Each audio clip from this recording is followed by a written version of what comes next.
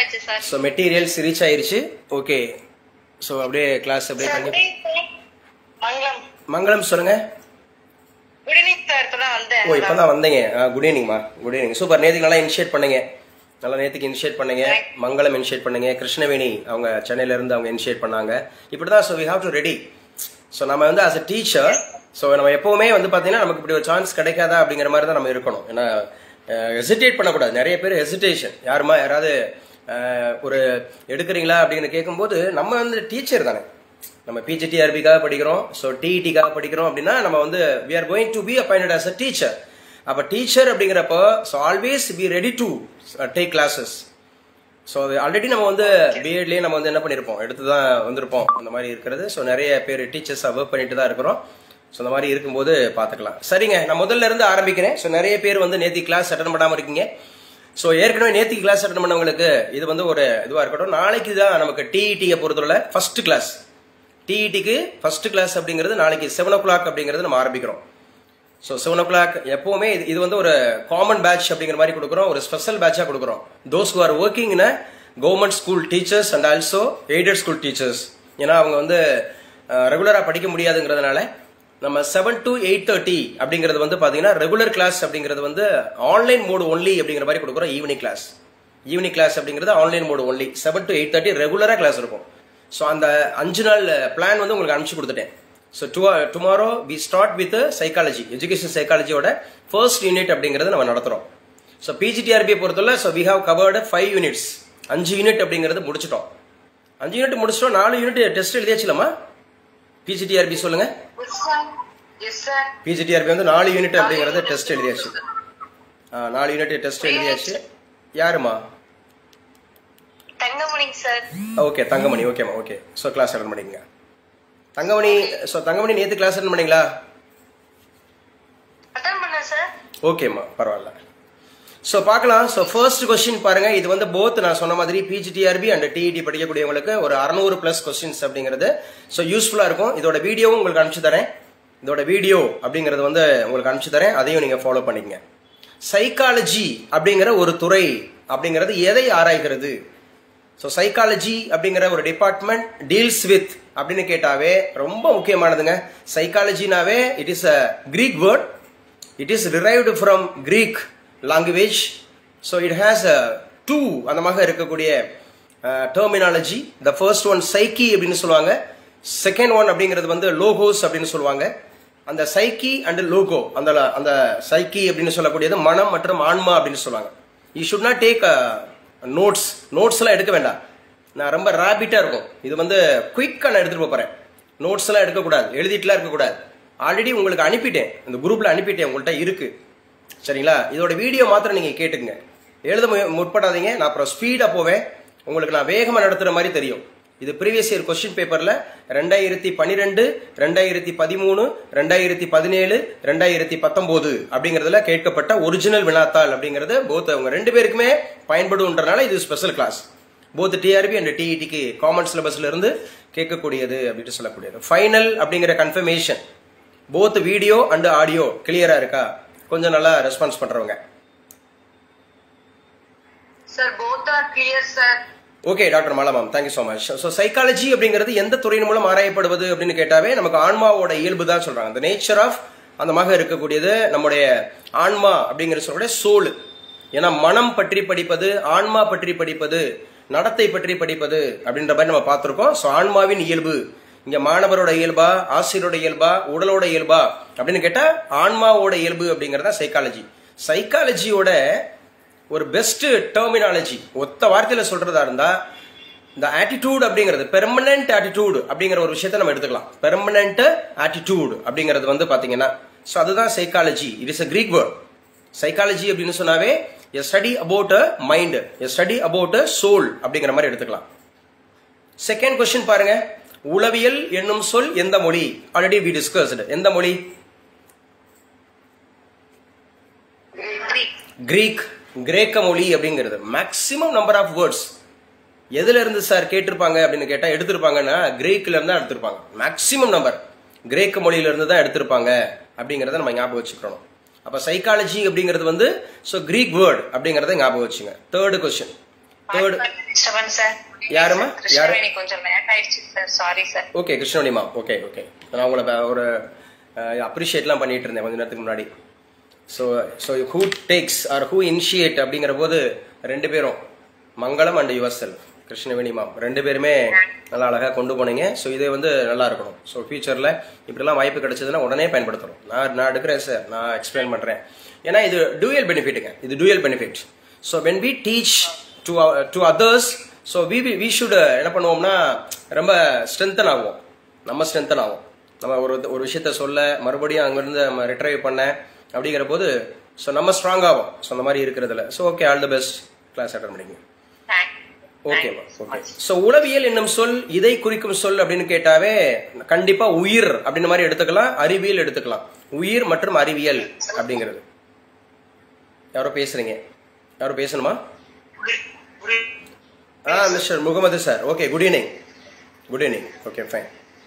அப்ப நான்காவது கேள்வி என்ன கேட்டிருக்காங்கன்னா, மனம் எந்த நிலைகளில் இயங்குகிறது அப்படின்னு சொல்லி கேட்டானாவே நான் 3 நிலைகளில் இயங்குகிறது அப்படின்னு சொன்னேன். ஃபர்ஸ்ட் திங்கிங் அப்படிங்கிறப்ப சிந்தித்தல். செகண்ட் வந்து பாத்தீங்கன்னு சொன்னா உணர்தல், ரியலைசேஷன், உணர்தல் அப்படிங்கிறது. மூன்றாவது புறச்செயல்களை தூண்டுதல். புறச்செயல்களை தூண்டுதல் அப்படிங்கிறது வந்து இந்த எக்ஸ்ட்ரா ஆக்டிவிட்டி அப்படிங்கறத வந்து ஸ்டிமுலேட் பண்ணி விடுறது. ஸோ அப்ப எத்தனை நிலைகளில் செயல்படுகிறதுனா 3 நிலைகளில் செயல்படுகிறது அப்படிங்கிறது முக்கியம்.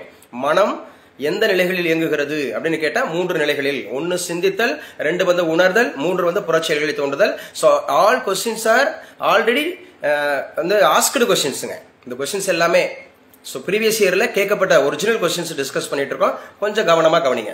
இதை எழுதுறதுக்கெல்லாம் முயற்சி பண்ணாதீங்க, நோட்ஸ்லாம் எடுக்க வேண்டாம். ஸோ இது உங்களுக்கு நான் ஆல்ரெடி பிடிஎஃப் அனுப்பிட்டேன், புதுசா இணைஞ்சவங்களுக்காக சொல்லிட்டு இருக்கேன். இதை நீங்க கேட்டுட்டு வாங்க. இது எல்லா யூனிட்லயும் கலந்து இருக்கிறனால நம்ம எல்லாத்தையும் வேகமா நம்ம ரீகால் பண்றதுலாம். ஸோ அப்ப மனம் எத்தனை நிலைகளில் இயங்குகிறது அப்படின்னு அடுத்த கேள்வியை கேட்டிருக்காங்க. 3 நிலைகளில் அப்படிங்கிறது இயங்குகிறது அப்படிங்கறத ஞாபகம் வச்சுக்கிறோம். உள பகுப்பாய்வு கோட்பாடு அப்படின்னு சொல்ல டாக்டர் மாலமாம் சொல்லலாமா? ஆல்ரெடி நிறைய முறை சொல்லியிருக்கோம். உள பகுப்பு கோட்பாடு எக்ஸாக்ட்லி கரெக்ட். சோ மனவியல், மனநலவியல் அப்படின்னு சொல்லக்கூடியது, மன உளவியல் அப்படின்னு சொல்லக்கூடியது, உள பகுப்பாய்வு எல்லாமே வந்து பாத்தீங்கன்னா நமக்கு சிக்மண்ட் ஃப்ராய்டு அப்படிங்கறத ஞாபகம் வச்சுக்கிறோம். ஆட்லர் அப்படின்னா தனியால் வேற்றுமை, தனிநபர் ஆய்வகம் அப்படிங்கறத ஏற்படுத்தினவர் ஆட்லர் அப்படிங்கிறது. கார்ல் ரோஜர் அப்படின்னாவே அறிவுரை பகிர்தல், அறிவுரை பகிர்தல் அப்படின்னு சொல்லக்கூடியது கைடன்ஸ் அப்படின்னு சொல்லுவோம். அதே மாதிரி கவுன்சிலிங் அப்படின்னு சொல்லுவோம், அல்லது கிவ் அட்வைஸ் அந்த மாதிரி சொல்லலாம். ஸோ கார்ல் ரோஜர் அப்படிங்கிறது எங்க கொல்லங்குடி மீனாவம்மா ஆன் பண்ணிக்கலாம். மற்றவங்க ரெஸ்பான்ஸ் பண்றாங்க பாருங்க, கேட்டோன்னு அடிக்கிறாங்க பாருங்க. இருக்கீங்களா? are you attending the class?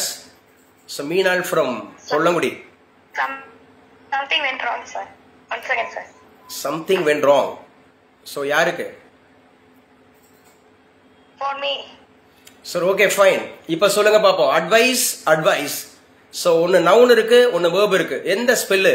இது ஆல்ரெடி கேட்கப்பட்ட கொஸ்டின். ஹோமோஃபோன்ஸ் ஆர் ஹோமோனியம்ஸ் அந்த மாதிரி கேட்டிருப்பாங்க இன் இங்கிலீஷ். அட்வைஸ் இதுல எது நவுன் எது வேர்ப்? லாஸ்ட் 2 லெட்டர்ஸ் மட்டும் சொல்லுங்க. C is for now. CE அப்படிங்கிறது வந்து known. Yes. Okay. So I asked 2 questions. Which one is noun? Which one is verb? So you have answered only one question. SE is verb, sir. SE verb in a single sentence. So would you form a single sentence? So both ரெண்டுமே இடம் பெற மாதிரி ஒரு சொல்லலாமா? Advice அப்படிங்கிறது. என்னாச்சு? நான் பேசுறது லேட்டா வருதா இல்ல யோசிச்சுட்டு இருக்கீங்களா? சரி, okay. Who can make the sentence using advice in a single sentence? நிறைய டீச்சர்ஸ் இருக்கீங்க, நான் டீச்சர்ஸ் தான் படம் நடத்திட்டு இருக்கேன். சும்மா தெரிஞ்சவங்க ட்ரை பண்ணலாம். நான் இருக்கனா? am I in class? Yes, sir. இருக்கீங்க சார். அது அவ்வளோ சிம்பிள் சென்டென்ஸ், ஒரு சாதாரண ஒரு சிங்கிள் சென்டென்ஸ் தான் கேட்டிருக்கேன். பரவாயில்ல, ஆனால் அமைதியா இருக்கிறீங்க, ட்ரை பண்ண மாட்டீங்க. இப்போ சாதாரணமாக அந்த ரெண்டையும் பயன்படுத்தலாம். இது ஹோமோபோன்ஸ்ல கேட்பாங்கன்னு சொன்னேன். இங்கிலீஷ் இருக்கு, கம்பல்சரி இருக்கு. டிஇடிக்கு 30 கேள்வி இங்கிலீஷ்ல இருந்து வரும். சரிங்களா? ஸோ ரொம்ப முக்கியமானது. கவனிங்க. எப்படி சார் அப்படி சொல்லி பார்த்தீங்கன்னா, இப்போ my teacher advised as advice கொடுக்கலாம், தாராளமாக கொடுக்கலாம். My teacher advised as advice. எங்க ஆசிரியர் அட்வைஸ் பண்ணாங்க. எதை அட்வைஸ்? அறிவுரை அப்படிங்கறத அட்வைஸ் பண்ணாங்க அப்படிங்கறத நம்ம எடுத்துக்கலாம். சோ ஒன்னு நவுனு, சின்றது நவுனு, எஸ்சின்றது வேர்பு. சரிங்களா? ஓகே. உள பகுப்பாய்வு கோட்பாடுனாவே நம்ம யார் எடுத்துக்கணும்? சோ முக்கியமா சிக்மண்ட் ஃப்ராய்டு எடுத்துக்கிறோம். இவர் தான் முதல்ல ஒரு ஆய்வகம் அப்படிங்கிறது மென்டல் சைக்காலஜி அப்படிங்கிறதுக்காகவே ஆரம்பிச்சு கொடுத்தார். ஆட்லர்னா தனியால் வேற்றுமை, தனிநபர் ஆய்வகம் அப்படின்னு சொல்லுவாங்க. கார்ல் ரோஜர்னாவே அறிவுரை பகர்தல். அடுத்து மாஸ்லோ அப்படின்னாவே படிநிலை தேவை கோட்பாடு, தேவை விதி அப்படின்னு மாதிரி சொல்லுவாங்க. சோ அவர் முக்கியமா வந்து பாத்தீங்கன்னா படிநிலை, அந்த ஹைரார்ச்சி தியரி அப்படிங்கறத மாஸ்லோ அப்படிங்கிறவரை எடுத்துக்கிறோம். உள இயற்பியல் இது ரொம்ப முக்கியமானது. சோ பிரான்சர் அப்படிங்கிறவர் உள இயற்பியல் அப்படிங்கிற நூலை எழுதியவர் யார் அப்படின்னு கேட்டா ஜிடி பிரான்சர் அப்படிங்கறத ஞாபகம் வச்சுக்கணும். இந்த வீடியோவை, இந்த ஆடியோவை எப்பவுமே நீங்க ரீகால் பண்ணிட்டே இருங்க. சோ மெனி கொஸ்டின்ஸ் வந்து சோ இது frequently asked questions and important questions அப்படிங்கிறது. உளவியல் என்பது மனது பற்றியது என்றும் ஆன்மா பற்றியது அல்ல என்றும் கூறியவர் யாரு அப்படின்னா ஹாண்ட். மனது பற்றியது என்றும் ஆன்மா பற்றியது அல்ல என கூறியவர் யார் அப்படின்னா ஹாண்ட். நேரத்தை சொல்லி கொடுத்தேன். ஆனா மன அறிவியல் அல்ல அப்படின்னு கூறியவர் யாரு? உளவியல் என்பது மன அறிவியல் இல்ல, இது வந்து ஒரு என்ன சொல்றது, சோல் சயின்ஸ் அல்ல, it is not a soul science அப்படி சொன்னவர் யாருன்னா வாட்சன். வாட்சன், ஜேபி வாட்சன் அப்படின்னு சொல்லுவோம். ஸோ ஜேபி வாட்சன் அப்படின்னு சொன்னாவே அவர் எந்த ஐடியாலஜிஸ்ட்ல வர்றார், எந்த கேட்டகரியில வர்றார்? வாட்சன் சூழ்நிலை அப்படிங்கிறது நடத்தைவாதி. ஜேபி வாட்சன் அப்படின்னாவே நல்லா ஞாபகம் வச்சுக்கணும். உளவியல் என்பது மன அறிவியல் அல்ல என்று கூறியவர் வாட்சன். சோ இதுல காண்ட் அப்படிங்கிறவர் இருக்காரு, வாட்சன் இருக்காரு, சிக்மண்ட் ஃப்ராய்டு இருக்காரு, ஸ்கின்னர் இருக்காரு. சிக்மண்ட் ஃப்ராய்டு அப்படின்னாவே மனநல உளவியல் ஆல்ரெடி படிச்சோம். ஸ்கின்னர் அப்படின்னு சொன்னாவே பழைய ஆக்கநிலை விருத்தமா அல்லது செயல்படு ஆக்கநிலை விருத்தமா? ஆப்பரண்ட். எஸ் மேம், செயல்படு ஆக்கநிலை விருத்தம் அப்படிங்கிறது ஸ்கின்னர். அப்ப பழசு யாரு? பழைய ஆக்கநிலை விருத்தம் யாரு? பாவ்லோ. பாவ்லோ அப்படிங்கிறவரு அது எதை டெஸ்டுக்கு எதை எடுத்துக்கிட்டாரு? Models, instrument. இப்ப படிச்சோம் பிஜிடிஆர்பிக்கு இப்பதான் படிச்சோம், 4வது யூனிட்ல படிச்சோம். டீச்சிங் அண்ட் லேர்னிங் அப்படிங்கறத படிச்சோம். பாவ்லோ அப்படின்னு சொன்னாவே என்னமா? டாக். அப்படியா? பாவ்லோ வந்து டாக்கை பயன்படுத்தினாரு? Are you sure? முதல்ல நாயின்னு சொன்னது யாரு? நல்லா கிளியரா பேசுங்கம்மா, கிளியரா பேசுங்க. சொல்லிட்டு ஓடிடக்கூடாது. முதல்ல நீங்க நம்ம எப்பவுமே நம்ம பேசணும்னா அப்சர்வருக்கு, ஸோ அவர் வந்து லிசனருக்கு வந்து கிளியரா இருக்கான்றதை முதல்ல நம்ம செக் பண்ணிக்கணும். சும்மா நம்ம கன்வே பண்றது முக்கியம் இல்லை, அந்த கன்வே அப்படிங்கிறது வந்து கிளியரா இருக்கணும், ஆடியோபிளா இருக்கணும், லெஜிபிளா இருக்கணும், ரொம்ப கிளியரா இருக்கணும். எங்க பேசுங்க, யாரு இது? பாருங்க, நான் இவ்வளவு டைனமிக்கா இருக்கேன், உங்களுக்கு நான் அலோ பண்றேன். சார் சொல்றது யாருமா? யாருமா நீங்க? நிதானமா பேசுங்க. பாலசௌந்தரி கிளியரா பேசுங்க. சார் புக்ல டாக்டர் தான் சார் இருக்கு. புக்ல டாக்டர் இருக்கா? ஆமா சார். என்னம்மா டாக்டர் இருக்கு? டாக்ங்கறாங்க சார். டாக். ஓ டாக், நாயின்னு இருக்கா? சரி புக்ல நாயின்னு இருக்கட்டும். நம்ம என்ன பார்த்தோம்? கேட் தான சார் பார்த்தோம். அந்த இது ட்ரை ஃபிஷ் அண்ட் கேட் அப்படிங்கிறது சரியா? புக்ல அதான் இருக்கு, எல்லாம் சொல்லக்கூடாது. நம்ம படிச்சிருக்கோமா இல்லையா பாலசௌந்தரியா? சார் படிச்சோம் சார். அந்த கிளாஸ் நடத்தும் போது நீங்க இருந்தீங்களா? எஸ் சார், இருந்தேன் சார். சரி, கன்ஃபார்ம் பண்ணிக்கங்க. சோ 3-4 பேர் முக்கியமானவங்க பார்த்தோம். சரியா? ரொம்ப முக்கியமானது ஞாபகம் வச்சுக்கணும். எரிக்சன். பாலசௌந்தரியா யார சொல்லுவீங்க? எரிக்சன்னாவே என்ன சார்? ஒழுக்க வளர்ச்சி சார். இல்லங்க, அது கோல்பர்க். ஒழுக்கம்னாவே மொராலிட்டி, அது வந்து கோல்பர்க். இவர் வந்து சோசியல் ப்ராப்ளம், சமூக பிரச்சனை அப்படிங்கிறது தான் நமக்கு யாரு சார் அப்படி சொல்லி பார்த்தீங்கன்னா எரிக்சன். ஓகே, படிக்கலாம். உளவியல் பரிசோதனைக்கு வித்திட்டவர் யார் அப்படின்னு கேட்டாவே நமக்கு வெபர் தான். உளவியல் பரிசோதனை, சரியா? பரிசோதனைனாவே எக்ஸ்பெரிமெண்ட். இந்த சைக்காலஜிக்கல் எக்ஸ்பெரிமெண்ட் அப்படிங்கிறதுக்கு who was the root cause, வித்திட்டவர் யார் அப்படின்னு கேட்டா வெபர். அதே மாதிரி மக்டூகல் அப்படின்னாவே இயல்பு ஊக்கம் சொன்னேன். மக்டூகல் அப்படின்னாவே இயல்பு ஊக்கம், அடைவு ஊக்கம்னு 2 பார்த்தோம். இயல்பு ஊக்கம் அப்படின்னா மக்டூகல், அடைவு ஊக்கம்னாவே அட்கின்சன் அப்படிங்கறது ஞாபகம் வச்சுக்கணும். ஸோ இவங்க 2 பேரும் முக்கியமானவங்க. அதே மாதிரி உளவியல் கல்வி மூலம் மனித நடத்தையை மாற்றி அமைப்பது அப்படிங்கிறது தான் கல்வி அமையல். இதுதான் டெஃபினிஷனே. நான் சொன்னேன்ல, இந்த பெர்மனன்ட் அந்தமாக இருக்கக்கூடியது. இந்த பெர்மனன்ட் சேஞ்ச் இன் ஆட்டிடியூட் அப்படிங்கிறது தான் கல்வி உளவியல். உளவியல் கல்வி மூலம் மனித நடத்தையை மாற்றி அமைப்பது அப்படிங்கிறது. ஸோ இதுக்கான கல்வி உளவியல் அப்படிங்கிறது ஆன்சர். அடுத்து உளவியல் என்பது நனவு நிலை பற்றியது என கூறியவர் யார் அப்படின்னு கேட்டாவே வாட்சன். நனவு நிலை அப்படிங்கறத வாட்சன். இந்த வாட்சன் அண்ட் கிரீக் இது எங்கேயாவது படிச்சிருக்கீங்களா? நமக்கு ஜிகேக்கு யூஸ் ஆகும். Who is Watson and Crick? So what is their contribution to the world? உலகிற்கு அவங்க அளித்த அந்த கான்ட்ரிபியூஷன் என்ன? Is there any science teacher? Is there any science teacher in this session? யாருமா பேர் சொல்லுங்க.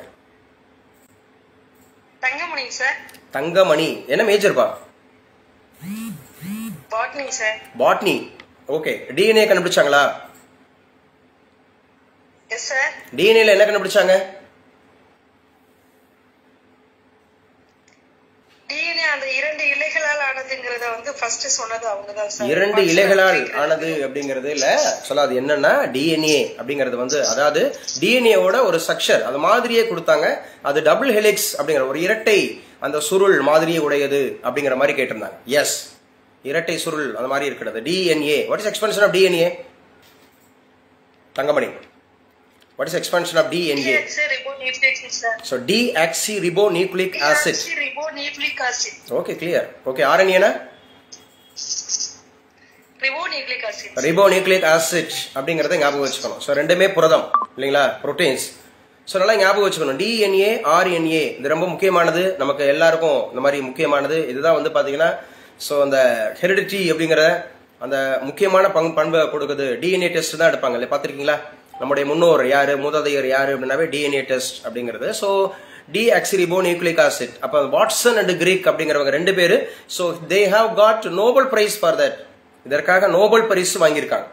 வாட்சன் அண்ட் கிரீக் அப்படிங்கிறது அந்த டிஎன்ஏவோட மாதிரியை கண்டுபிடிச்சவங்க. டபுள் ஹெலிக்ஸ் அப்படின்னா இரட்டை சுருள் மாதிரி அப்படிங்கிறது.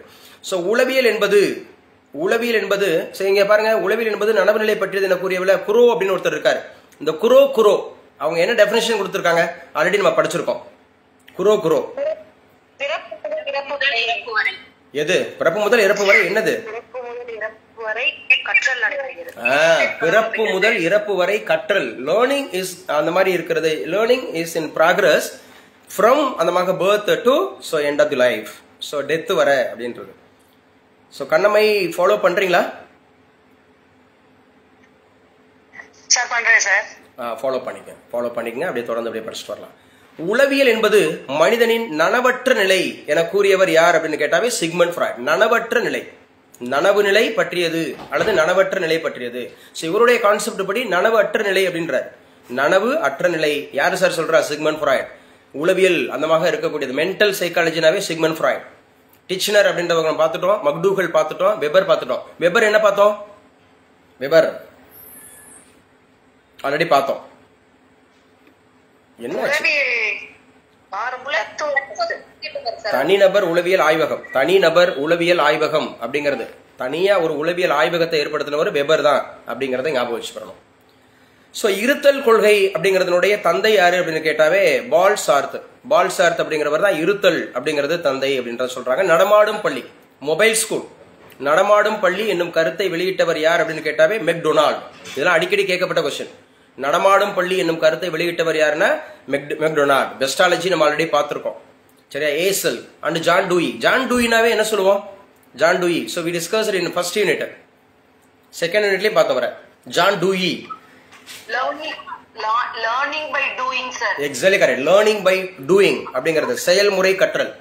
ஸோ லேர்னிங் பை டூயிங்கிறது தான் ஜான் டூயி. பயனுறு தத்துவம், பயனுறு கல்வி அப்படிங்கிற மாதிரி. ஸோ எதை படிச்சாலும் அது வந்து அப்ளிகேஷன் ஓரியன்டா படிக்கணும் அப்படின்னு சொன்னவர் தான் இந்த ஜான் டூயி அப்படிங்கிறவரை ஞாபகம் வச்சுக்கணும். பள்ளி இணைப்பு திட்டத்தை பரிந்துரைத்த குழு எதுன்னு கேட்கறாங்க. இது வந்து கோத்தாரி கல்விக்குழு. கோத்தாரி கல்விக்குழு டாக்டர் மாலாமாம் சொல்லலாமா? எந்த இயர்மா கோத்தாரி கல்விக்குழு எந்த வருஷம்? 1962-64 சார். Exactly correct. 62 64 அப்படிங்கறத 10+2+3 அப்படிங்கிறது ஒரே மாதிரியான கல்வி முறை அறிமுகப்படுத்திய குழு அந்த கோத்தாரி கல்விக்குழு அப்படிங்கிறது. லட்சுமண முதலியார் கல்விக்குழு அப்படிங்கிறது எந்த வருஷம், எதை பற்றியதுமா? Lakshmana Mudaliar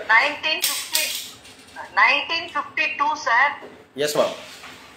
sir 1 minute sir. Sir Kothari கல்விக்குழு 64 to 66 இல்லையா சார்? 64 66 ஆமா. எஸ் 64 66 64 to 66 ஆமா 64 66 தான் கரெக்ட். சரிங்களா? 64 66 அப்படிங்கறதா முக்கியம். சோ இது வந்து பாத்தீங்கன்னா லட்சுமண முதலியார்ன்றது 1952. இது வந்து பாத்தீங்கன்னா இடைநிலை கல்வி, செகண்டரி எஜுகேஷன் அப்படிங்கறத ஞாபகம் வச்சுக்கணும். 17வது கேள்வி பார்ப்போம். Discovery of the child. Discovery of the child அந்த கண்டிப்பா நூலாசிரியர்கள்ல இருந்து நிறைய கேள்வி கேட்டுருவாங்க. So discovery of the child அப்படிங்கிறது யாரு சார் அப்படின்னு சொல்லி பாத்தீங்கன்னா Maria Montessori. So Maria Montessori அப்படிங்கிறவங்க எந்த வருஷம் நம்மளுடைய சென்னைக்கு வந்தாங்க? 1947. நல்லா வேகமா சொல்லிட்டு வர்றது இல்ல, கொஞ்சம் நிதானமா பேசுங்க. மற்றவங்களுக்கும் நீங்க என்ன பேசுனீங்கன்றது கிளியரா இருக்கணும். 1940 1940 அப்படிங்கிற வந்தாங்க. ஸோ நேத்தி கூட நான் கிளாஸ் நடத்தும் போது சொன்னேன், ஹிஸ்டரியில ரொம்ப முக்கியமான ஒன்று இருக்குன்னு. 1940 அப்படிங்கிறது நம்ம இந்திய தேசிய இயக்கம், அதுல ரொம்ப முக்கியமானதுன்னு சொன்னேன். யாரும் உள்வாங்க இல்லையா? ஆமா, அந்த ஃபர்ஸ்ட் பேப்பர் படிக்கிறவங்க தனிநபர் சத்தியாகிரகம் அப்படிங்கறது ஆச்சாரிய வினோபாவே முதல்ல 1940 அப்படின்னு கொண்டு வந்தாங்க. அதே மாதிரி ஆகஸ்ட் நன்கொடை அப்படின்வாங்க, ஆகஸ்ட் ஆஃபர் அப்படிங்கிற ஆகஸ்ட் நன்கொடை அப்படிங்கிறது இது வந்து இந்த ஃபர்ஸ்ட் பேப்பர் படிக்கிறவங்களுக்கு, செகண்ட் பேப்பர்ல சோசியல் சயின்ஸ் படிக்கிறவங்களுக்கு ரொம்ப முக்கியம். அது மாதிரி பிஜிடிஆர்பி படிக்கிறவங்களுக்கு நமக்கு சிலபஸ்ல இருக்கு இந்த நான் சொல்லிட்டு இருக்கிறது. சரிங்களா? அப்ப ஞாபகம் வச்சுக்கணும். டிஸ்கவரி ஆஃப் தி சைல்டு அப்படின்னு சொன்னாவே நம்ம யாரு சார்? Maria Montessori. மரியா மாண்டிசாரினாவே இட்டாலி இல்லைங்களா? மரியா மாண்டிசாரினாவே இட்டாலி. ப்ரொபைல் அப்படின்னாவே ஜெர்மனி. நான் என்ன மேம் ஷார்ட்கட் சொல்லி கொடுத்தேன்? கிருஷ்ணவேணி மேம் சொல்ல முடியுமா? மரியா மாண்டிசாரி எந்த ஊருக்காரங்க, ப்ரொபைல் எந்த ஊருக்காரங்க அப்படிங்கிறதுக்கு ஸோ ஐ கேவ் ஒன்னு ஷார்ட்கட், ஒரு நிமோனிக் சொல்லி கொடுத்தேன். என்னது அது?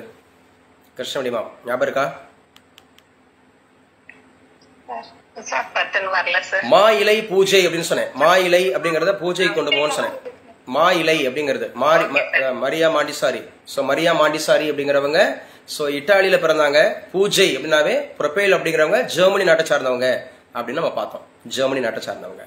ரசல் பார்த்திருக்கோம், பெஸ்டாலஜி பார்த்திருக்கோம், ஜான் டூயி பார்த்திருக்கோம். 18வது கேள்வி, education for a better social order.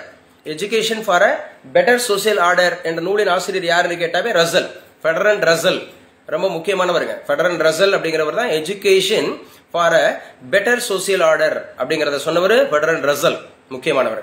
19வது கேள்வி, பெண் கல்வியின் முன்னோடி எனப்படுபவர் யார் அப்படின்னாவே ஈஸ்வர சந்திர வித்யாசாகர், பண்டித ஈஸ்வர சந்திர வித்யாசாகர். ஸோ இவங்கெல்லாம் பாருங்களேன், காந்திஜி, ஈஸ்வர சந்திர வித்யாசாகர், அரவிந்தர், தாகூர், இவங்க எல்லாமே நம்ம இந்தியன் பிலாசபர்ஸ் இன் எஜுகேஷன். இந்தியாவில் ரொம்ப முக்கியமானவர். ஸ்ரீ அரவிந்தர் அப்படிங்கிறவரை ஞாபகம் வச்சுக்கணும். ஸ்ரீ அரவிந்தர். 2 சுசிலா இருக்கீங்களாப்பா? PGTRB and also TET 2 Sushila இருக்கீங்களா? கிளாஸ் அட்டன் பண்றீங்களா? 2 சுசிலாமே இல்லை. ஓகே, அப்ப ஞாபகம் வச்சுங்க. என்ன முக்கியமானதுன்னா, அரவிந்தர் அப்படிங்கிறவர் தீவிரவாதியாக இருந்து மிதவாதியா மாறினவரா அல்லது மிதவாதியாக இருந்து தீவிரவாதியா மாறினவரா? முக்கியமானது நான் சொல்லியிருக்கேன் கிளாஸ் நடத்தும் போது. தீவிரவாதியாக இருந்து மிதவாதியாக மாறினவர் ஸ்ரீ அரவிந்தர் அப்படிங்கறத ஞாபகம் வச்சுக்கணும். தாகூர் அவர் வந்து ஏற்படுத்தின பள்ளியோட பேரு நம்ம 1901 அப்படிங்கறதுல சாந்தி நிகேதன் அப்படிங்கறத ஆரம்பிச்சாரு. மியூட் பண்ணுங்க ப்ளீஸ். 1901 சாந்தி நிகேதன் அப்படிங்கிறது, சாந்தி நிகேதனாவே அமைதியின் உறைவிடம் அப்படிங்கிறது. அதுதான் 1921 அப்படிங்கறதுல வந்து பாத்தீங்கன்னா விஸ்வபாரதி இந்து பல்கலைக்கழகமா மாறிச்சு. ஸோ இவர் தான் தாகூர்ன்றவர் தான் இந்தியாவுக்கு முதல்ல நோபல் பரிசு பெற்றுக் கொடுத்தவர். Not only India but also இந்த ஏசியாவிலேயே முதல் நோபல் பரிசு பெற்று தந்தவர் இவர் தான். 19 அந்த மாதிரி இருக்கக்கூடிய 13 இவர் தான் நோபல் பரிசு அப்படிங்கறத பெற்று தந்தாரு. எதுக்காகனா அந்த மார்னிங் சாங்ஸ் அப்படிங்கிற ரொம்ப முக்கியமா கீதாஞ்சலி அப்படிங்கிறதுக்காக தாகூர் அப்படிங்கிறவரை ஞாபகம் வச்சுக்கணும். காபூலிவானா இதெல்லாம் ஞாபகம் வச்சுக்கணும். ஸோ தாராசந்த் குழு அமைக்கப்பட்ட ஆண்டு அப்படின்னு கேட்டாவே நம்ம 1948 தாராசந்த் அப்படிங்கிறது 1948. நான் நேற்று 44 சொல்லிட்டு கொஞ்சம் கன்ஃபியூஸ் பண்ணேன் இல்லையா? 48 அப்படிங்கறத answer. The principle of psychology என்ற நூலை எழுதியவர் யார் அப்படின்னு கேட்டா வில்லியம் ஜேம்ஸ். வில்லியம் ஜேம்ஸ் அப்படிங்கிறது மாலாமாம் சொல்லலாமா? இன் காமர்ஸ்ல நமக்கு ஜேம்ஸ் வில்லியம்ஸ் எதுக்கு வருவாரு? கிளாஸ் கட் ஆயிடுச்சா? நான் இருக்கேனா? என்னாச்சுமா? இன்கம் டாக்ஸோட father of income tax in India. Father of income tax 1860 1860. எஸ்மா. மருத்துவ உளவியல் முறையோடு தொடர்புடையவர் யார் அப்படின்னாவே மெஸ்மர். ஞாபகம் வச்சுக்கணும். மெஸ்மர் அப்படிங்கிறது சரியா? மருத்துவ உளவியல் அப்படின்னாவே மெஸ்மர் அப்படிங்கறத ஞாபகம் வச்சுக்கணும். பீனே யாரு சொல்லுவா? இவர் ஒரு ஒரு ஒரு இதோட முக்கியமான தந்தைன்னு சொல்லுவாங்க. the father of dash. Ma'am exactly correct. Intelligence. Intelligence அப்படிங்கிறது நுண்ணறிவு. நுண்ணறிவு தந்தை என்று அழைக்கப்படுபவர் ஆல்ஃபிரட் பீனே. நுண்ணறிவு கோட்பாடு ஆல்ஃபிரட் பீனே. நுண்ணறிவு ஈவுன்னு சொல்லி கேட்பாங்க. Intelligent quotient. இன்டெலிஜென்ட் குவாஷியன்னாவே என்ன சார் ஃபார்முலா? மனவயது டிவைடட் பை கால வயது இன்ட்டு 100. மனவயது அப்படின்னாவே mental age divided by time into 100. இதுதான் மனவயது டிவைடட் பை கால வயது இன்டூ 100. நுண்ணறிவு ஈவு அப்படிங்கறத கொடுத்தவரே இவர் தான். ஆனா அந்த ஃபார்முலா கொடுத்தவர் வந்து டெர்மன் அப்படிங்கிறவர். ஸோ பீனேங்கிறது அந்த நுண்ணறிவு கோட்பாட்டினுடைய தந்தை என்று அழைக்கப்படுகிறார் அப்படிங்கறத ஞாபகம் வச்சுக்கணும். அகநோக்கு முறை அப்படின்னு சொல்லுவோம். அகநோக்கு முறை அப்படின்னாவே இன்ட்ரோஸ்பெக்ஷன். இன்ட்ரோஸ்பெக்ஷன் அகநோக்குறது. அகநோக்குன்னா நாம ஹூ அம் ஐ அப்படின்னு நானே கேள்வி கேட்டுக்கிறது. சரிங்களா? ஹூ ஆர் யூ அப்படின்றது நீங்களாவே கேட்டுக்கிறது. ஸோ அகநோக்கு முறை அப்படிங்கிறது அடித்தளமிட்டவர்னாவே வில்லியம் ஊண்ட் அப்படிங்கிறவர் தான் அகநோக்கு முறைக்கு அடித்தளமிட்டவர். பியாஜே அப்படின்னாவே அறிதிறன் வளர்ச்சி. ஆப்ஷன் பி இருக்கு பாருங்க. ஃப்ராய்டுன்னு சொன்னாவே மனநல உளவியல். ஸோ இவங்கெல்லாம் முக்கியமானவங்க, ஞாபகம் வச்சுக்கணும். 24வது கேள்வி என்ன சொல்லுது பாருங்க. உள் மனதை ஆராய்தல் என்பது இது உளப்பகுப்பு கோட்பாடு. அப்ப உளப்பகுப்பு கோட்பாடுனாவே யாரு சார்? Sigmund Freud. ஞாபகம் வச்சுங்க. உளப்பகுப்பு கோட்பாடுனாவே சிக்மண்ட் ஃப்ராய்டு. வெபர் விதியை உருவாக்கியவர் யாருன்னா வெபர் தான். வெபர் விதியை உருவாக்கியவர் யார் அப்படின்னு கேட்டாவே வெபர் தான். ஈஹெச் வெபர். இந்த ஈஹெச் வெபர் அப்படிங்கிறவர் தான் முதல்ல தனிநபர் உளவியல் ஆய்வகம் அப்படிங்கறத ஏற்படுத்தினாரு. அதே மாதிரி பிரான்சிஸ் கால்டன் என்ன எதை அடிப்பீங்க? டீச்சர்ஸ் ஆல்ரெடி படிச்சிருப்பீங்க. பிரான்சிஸ் கால்டன் அப்படின்னாவே எது? இல்லம்மா பாலசௌந்தர்யா, நீங்க பேசுறது எனக்கு சரியா ரீச் ஆக மாட்டுது. பேசுங்க சார். நான் பேசவே இல்ல சார். ஓ நீங்க இல்லையா? இப்ப யாருமா பேசுனது?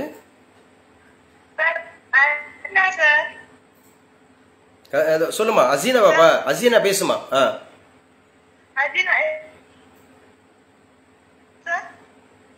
அம்மா என்னால நான் கிளியரா இருக்கேனாமா? என் சைட்ல எதுவும் ப்ராப்ளம் இருக்கு? சாருங்கிறீங்க, அப்புறம் சார்ன்றீங்க, அப்புறம் ஓடுறீங்க, ஏதோ சொல்ல வரீங்க. நீங்க தானே சொல்ல வந்தது? எது சொல்லுங்க. பிரான்சிஸ் கால்டன் அப்படின்றவர் யாரு? உங்களுக்கு ஏதாவது தெரியுமா? ஏதாவது சொல்ல வரீங்களா? அசீனா என்னாச்சு? சரி ஓகே. நான் இருக்கேன்ல கிளாஸ்ல.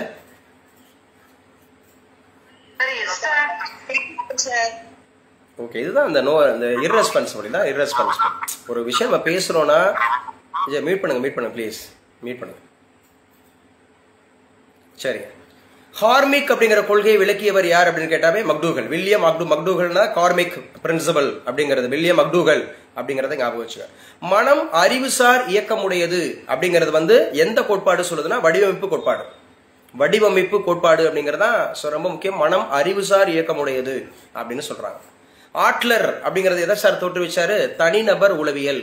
இண்டிவிஜுவல் சைக்காலஜி லேப் அப்படிங்கறத ஆரம்பிச்சு கொடுத்தவர் ஆட்லர் முக்கியமானவர். பகுப்பு உளவியல் அப்படிங்கிறது முக்கியமானவர். மனிதநேய உளவியல் இது எல்லாமே ரொம்ப முக்கியம். இது ஒவ்வொன்றுக்கும் யார் யாரு தலைவர்னு கேட்டுருவாங்க. தனிநபர் உளவியல்னா யாரு? பகுப்பு உளவியல்னா யாரு? பகுப்பு உளவியலாவே யூங் அப்படிங்கறத எடுத்துக்கணும். யூங் அப்படிங்கிறவர் தான் பகுப்பு உளவியல் அப்படிங்கறத ஞாபகம் வச்சுக்கணும். வடிவமைப்பு கோட்பாட்டினுடைய கூறுகள் அப்படின்னு கேட்டா 3. புலன் உணர்ச்சி இருக்கணும். சென்சாரி, அந்த சென்சிட்டிவ் அந்த ஆர்கன்ஸ். மன உணர்வு அப்படிங்கிறது ரியலைசேஷன் அந்த உணர்வு. அதே மாதிரி மனபிம்பம் அந்த மென்டல் இமேஜ். இது 3 சேர்ந்தது தான் வடிவமைப்பு கோட்பாடு. டிச்னர் வடிவமைப்பு கோட்பாடுனாவே டிச்னர்ன்றதை ஞாபகம் வச்சுக்கணும். உயர் கற்பித்தல் முறைகள் அனைத்தும் முழுக்க டேஷ் அடிப்படையானது அப்படின்னு கேட்டாவே உளவியல் அடிப்படையானதா. ஹையர் எஜுகேஷன் எல்லாமே எது அடிப்படையானதா? உளவியல் அடிப்படையானது. கற்றல் கற்பித்தல் பாருங்க. இந்த கற்றல் கற்பித்தல் அப்படிங்கிறது பிஜிடிஆர்பிக்கு எத்தனையாவது unit? Learning and teaching 5th unit, 5வது யூனிட். சரிங்களா? 5வது யூனிட். ஆஸ் டீச்சர்ஸ் கொஞ்சம் பேசும்போது அழுத்தம் கொடுக்கணுமா? இல்ல நான் தான் அப்படி உள்வாங்கிக்கிறேன்னு தெரியல. இந்த வேகமா அந்த மின்னல் வேகத்துல சொல்லிட்டு போறீங்க. இந்த வடிவேல் கூட சொல்லுவார்ல, மாமா மின்னல் அப்படிங்கிற மாதிரி மின்னல் வேகத்துல ஓடிடுறீங்க. மறுபடியும் நான் சொல்றேன், நீங்க when you take classes for students or any others, நாம பேசுறது அவங்களுக்கு ஆடியோபிளா இருக்கா, கிளியரா இருக்கா, அவங்களுக்கு ரீச் ஆயிருச்சா அப்படிங்கறத நம்ம என்ன பண்ணணும்? உறுதிப்படுத்திக்கணும். So we have to ensure. அது ரொம்ப முக்கியம். அதான் சொல்றது, participation is more important than அப்படிங்கிறது. ஆர் என்ன சொல்றது, give answer. ஆன்சர் கொடுக்கறது is more important than participation or listening the class. கொஞ்சம் நீங்கள் அல்லது உங்கள் பேர் சொல்லிட்டு சார் நான் சொல்கிறேன் சார் அப்படின்னு சொல்லிட்டு நிதானமாக சொல்லலாம், ஒன்றும் தப்பே இல்லை. கற்றல் கற்பித்தல் செயல்பாட்டினை உளவியல் ரீதியாக ஆராய்ந்து மாணவர்களது கற்றலை மேம்படுத்த உதவும் வழிமுறைகளை கண்டறியும் உளவியல் பிரிவு. நேற்று கிருஷ்ணவேணி எடுத்தீங்க, அதுக்கப்புறம் மங்கை அப்படின்னு எடுத்தீங்க, அதுக்கப்புறம் அதுக்கு முன்னால் இன்னும் மாலாமாம் இருக்கீங்க, ப்ளஸ் சோனா சில இதெல்லாம் பேசியிருக்காங்க வச்சுருக்காங்க.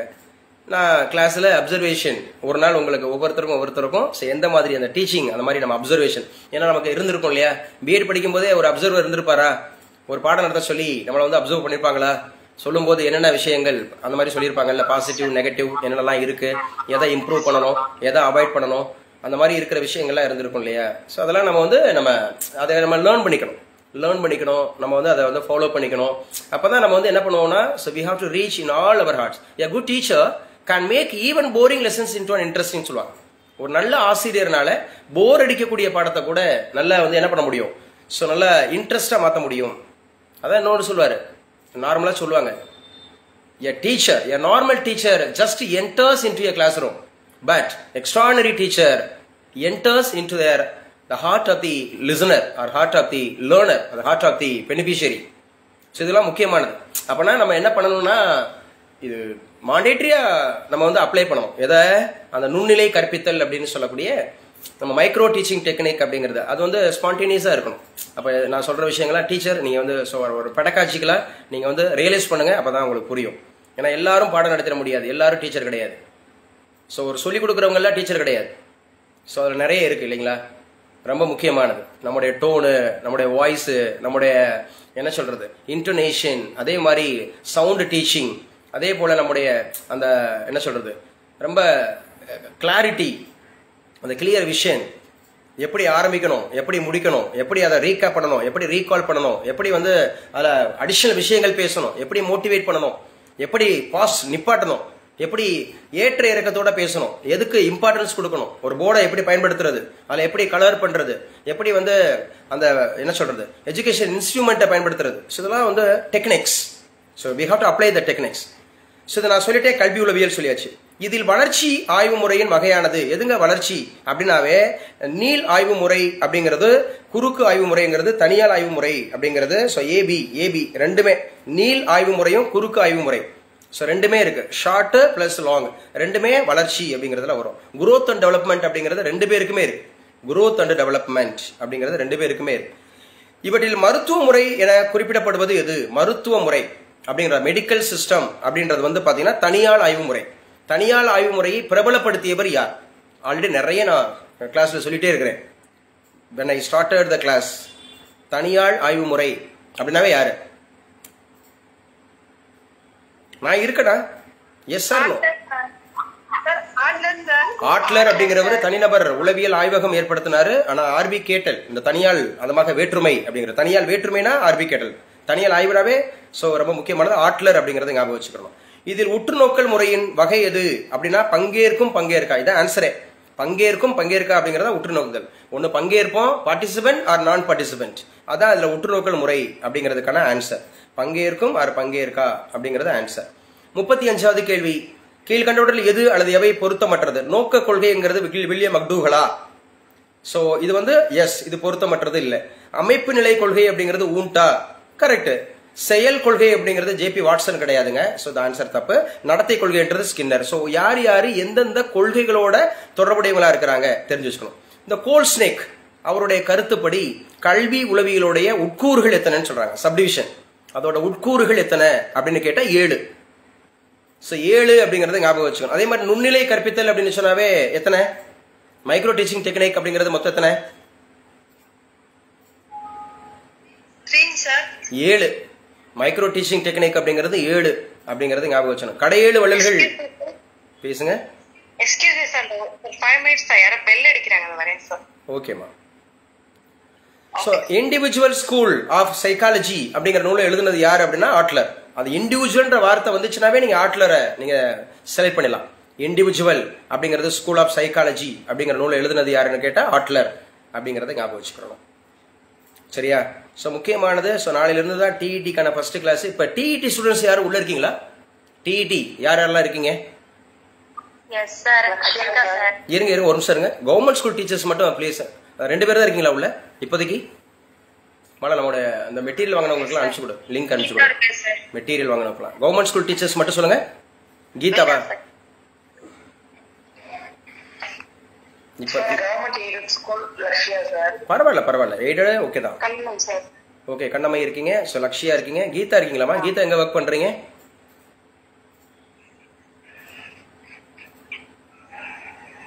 யாரோ கீதா நீங்க கவர்மெண்ட் ஸ்கூல் நீங்க. மீனாவா? மீனா எங்க ஒர்க் பண்றீங்கப்பா? போதி ஸ்கூல் சார். அது கவர்மெண்ட் ஸ்கூல் இல்லையாமா? அது கவர்மெண்ட் ஸ்கூல் இல்லையா? போதின்றது எப்ப கவர்மெண்ட் ஸ்கூல் ஆச்சு? இல்ல சார், சிபிஎஸ்இ. நான் கவர்மெண்ட் ஸ்கூல் சொல்லவே இல்ல சார். அப்படியா? அப்ப எதுக்கு உள்ள வந்தீங்க? நீங்க டிடி யார் யார் இருக்கீங்கன்னு கேட்டீங்களா சார்? ஓ டிடின்னு கேட்டுட்டு அதை கவர்மெண்ட் ஸ்கூல்ஸ் ஒன்லின்னு நான் கேட்டேன். Government schools only. ஓகே பரவாயில்ல. ஸோ டிடி நிறைய இருக்கிறீங்க. ஓகே கற்றுக்கலாம். நாளைக்கு முதல் கிளாஸ் மிஸ் பண்ணிடுறாங்க. ஃபர்ஸ்ட் கிளாஸ் மிஸ் பண்ணீங்கன்னா அதுக்கப்புறம் எல்லாமே கஷ்டமா. ஸோ மனம் சார் அறிவு அப்படிங்கிறது மனம் சார். மனம் வந்து அறிவு சார் இயக்கம் உடையது. யாரு சார்? கண்டிப்பா வாட்சன் அண்ட் டிச்சினர் 2 பேருமே. வாட்சன் அண்ட் டிச்சினர் 2 பேர் மனம் அறிவுசார் இயக்கம் உடையதுன்னு சொன்னாங்க. தன்னிறைவு தேவை கொள்கை அப்படின்னாவே பெஸ்லர் பரிசோதனை ரொம்ப முக்கியமானது. தன்னிறைவு தேவை, தனக்கு மிஞ்சினது தான் தானமும் தர்மமும் சொல்லுவோம் இல்லையா? ஸோ அதுதான் தன்னிறைவு தேவை அப்படிங்கிறது ரொம்ப முக்கியமானது. தன்னிறைவு அப்படின்னு சொல்லக்கூடியது என்ன சொல்லுவாங்கன்னா செல்ஃப் அந்த மாதிரி இருக்கக்கூடிய ரிலையன்ஸ் அப்படிங்கிறது, சுயசார்பு திட்டம் அப்படிங்கறத ஞாபகம் வச்சுக்கிறோம். ஸோ பிறரது நடத்தையினை புலன் அனுபவத்தோடும் சூழ்நிலையோடும் ஒட்டி கூர்ந்து கவனித்து அறிவது அப்படிங்கறத உற்றுநோக்கல் அப்படிங்கிறது. ஸோ ரொம்ப முக்கியமானது அப்சர்வேஷன் அப்படிங்கிறது யார? அதர்ஸ். என்ன பண்ணுவோம்? ஃபர்ஸ்ட் நடத்தை அப்படிங்கிற அவங்களுடைய ஆட்டிடியூட அவங்களுடைய புலன் அனுபவத்தோட பிளஸ் அந்த மாதிரி அவங்களோட என்விரான்மெண்டோட நம்ம ஒட்டி அதை கூர்ந்து கவனிப்போம். நேற்றுக்கு இது வரைக்கும் தான் நம்ம பார்த்தோம் இல்லைங்களா? 40 questions I discussed yesterday. So today அப்படிங்கிறது வந்து நம்ம 40 அந்த 2 அப்படிங்கிற கொஸ்டின்ஸ் பாருங்க. ஸோ 41 அப்படிங்கிறது பாருங்க, குற்றத்திற்கான அடிப்படை காரணத்தினை கண்டறிவது புனரமைப்பு நடவடிக்கைகள் பற்றி கூறும் உளவியல் முறை அப்படின்னு கேட்டாவே சட்ட உளவியல். அது லீகல் சைக்காலஜி. சட்ட உளவியல் அப்படிங்கிறது லீகல் சைக்காலஜி அப்படிங்கிறத ஞாபகம் வச்சுக்கிறோம். கற்றல் கற்பித்தல் செயல்பாட்டினை உளவியல் ரீதியாக ஆராயும் உளவியல் முறை எது அப்படின்னாவே கல்வி உளவியல் தான். கல்வி உளவியல் அப்படிங்கறத ஞாபகம் வச்சுக்கணும். Education psychology. புள்ளியல் அடிப்படையில் இதுதான் இந்த பிரான்சிஸ் கால்டன். இந்த கால்டன் யாரோ சொன்னீங்களேமா? பிரான்சிஸ் கால்டன் சொல்லிட்டு இருக்கியாப்பா? அசீனா இருக்கியாமா? அசீனா கிளாஸ் அட்டன் பண்ணலையா? சொல்லிட்டு அப்படியே போயாச்சா? Aseena are you in class? மழை செக் பண்ணு அசீனா.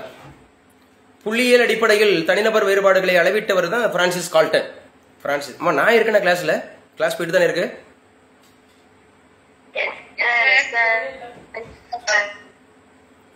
பிரான்சிஸ் கால்டன் அப்படிங்கிறவரு புள்ளியியல் முறை, சிக்மண்ட் ஃப்ராய்ட் அப்படிங்கிறவரு மென்டல் சைக்காலஜி, வெபர் அப்படிங்கிறப்ப இண்டிவிஜுவல் சைக்காலஜி லேப், வெஸ்லர் அப்படிங்கிறவரு அவரும் முக்கியமான சோதனை அப்படிங்கிறது நான் சொல்றேன். சோ இவற்றில் உளவியல் முறை, அகநோக்கு முறை, உற்றுநோக்கு முறை, வாழ்க்கை துணுக்கு முறை அப்படிங்கிறது சோ கண்டிப்பா இருக்கு. கள ஆய்வு முறை கண்டிப்பா இருக்கு. பரிசோதனை முறை கண்டிப்பா இருக்கு. வளர்ச்சி ஆய்வு முறை கண்டிப்பா இருக்கு. தனியால் ஆய்வு முறை, வினாவரிசை முறை, வேற்றுமை முறை எல்லா முறையும் இருக்கு. அகம் நோக்கு முறையினாவே இன்ட்ரோஸ்பெக்ஷன், நம்ம நாமே அறியறது. உற்றுநோக்கல் முறைனாவே அப்சர்வேஷன். வாழ்க்கை துணுக்கு முறை அப்படின்னு சொன்னாவே நம்ம சொல்றோம்ல, நம்ம ரோல் மாடல் அப்படின்னு எடுத்துக்கிறோம்ல, அதான். கள ஆய்வு முறை அப்படிங்கிறப்ப ஃபீல்டு அந்த மாதிரி இருக்கக்கூடிய ஃபீல்ட் ஸ்டடி. தனியல் ஆய்வு முறை அப்படிங்கிறப்ப இண்டிவிஜுவல் அந்த மாதிரி இருக்கக்கூடிய அனாலிசிஸ். வினாவரிசை முறைங்கிறப்ப கொஸ்டினர் அப்படிங்கிறது. வேற்றுமை முறை அப்படிங்கிறப்ப டிஃபரன்சியேஷன் மெத்தட். இது எல்லாமே இருக்கிறது தான் சைக்காலஜி அப்படிங்கறத ஞாபகம் வச்சுக்கணும். Who is called the father of Journal of Father? Journal of Father என்ற நூலை எழுதியவர் யாருன்னா பெஸ்டாலஜி. பெஸ்டாலஜி already we discussed. both TRB and TET இருக்கு. முக்கியமானவர் ரூசோ. இவர் தான் வந்து பாத்தீங்கன்னா இந்த நெகட்டிவ் எஜுகேஷன் அப்படின்னு சொல்லுவாங்க, எதிர்மறை கல்வி. ரூசோ அப்படின்னு சொன்னாவே டேஷ் சென்ட்ரிக் ஓரியன்டட் ரூசோ.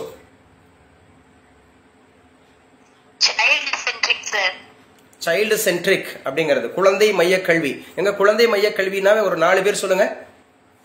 யாருன்னு சொல்லலாம். குழந்தை மைய கல்வியோடு தொடர்புடையவர்கள் ஒரு 4 பேர். Sir, Froebel, Montessori, எஸ்மா. ப்ரொபேல், மாண்டிசோரி, ரூசோ,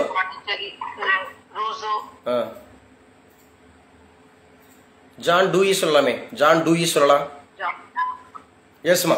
எஸ், கங்க்ராட்ஸ்மா. எஸ், கங்க்ராட்ஸ்மா. த டெக்னாலஜி ஆஃப் டீச்சிங் என்ற நூலின் ஆசிரியர் இவர் ஸ்கின்னருங்க. ஸ்கின்னர் அப்படிங்கிறத எடுத்துக்கணும். பழைய ஆக்க நிலையுறுத்தம், புதிய ஆக்க நிலையுறுத்தம் இதெல்லாம் ஞாபகம் வச்சுக்கணும். ஸ்கின்னர், கிரௌதர். நேர்வழி திட்டம்னா ஸ்கின்னர், கிளைவழி திட்டம்னா கிரௌதர். இதுல நேர்வழி திட்டம், கிளைவழி திட்டம்னு நம்ம படிப்போம். சரிங்களா? அதுல நேர்வழி திட்டம் அப்படின்னு கேட்டாவே நம்ம வந்து ஸ்கின்னர் எடுத்துக்கணும். கிளைவழி திட்டம்னாவே கிரௌதர் எடுத்துக்கணும். த ஃப்ரீடம் அண்ட் கல்ச்சர் இந்த நூலோட ஆசிரியர்னா ஜான் டூயி. ஜான் டூயி ரொம்ப முக்கியமானவர். சரியா?